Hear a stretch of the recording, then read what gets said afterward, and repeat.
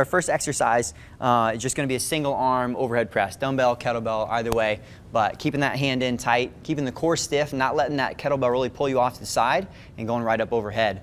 So a good example of really any single side unilaterally loaded exercise that's going to force that that core musculature to really prevent that flexion of the body going to that side. So that would be one example. Another good example, if you want to set that down, would be coming over. This could be done with a cable, with a band.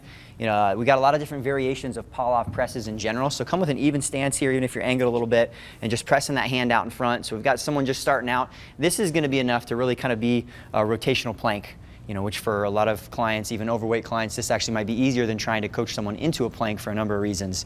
But, we could progress this further out. He could start slowly shuffling in and out, coming easy back into that band. And this is really going to bring in some of those adductors, abductors, lats, those other core exercises we might not normally think of. And another example would be any type of rotational or anti-rotation press. We could do it with rows as well. So being in this position, he's really going to have to fire up that core musculature, your obliques, your transverse abdominis, everything, rectus abdominis, to prevent that movement back. Absolutely. Perfect. All right, so just walk us through real quick. What are some of the ways that you implemented this with clients? Who are your clients that you typically look at with this? Yeah, so there's going to have a benefit with really any clientele. Whether it's someone who's got some movement issues and we've got some stability, mobility problems going on. These kinds of exercises themselves are going to promote the stability that we're looking for.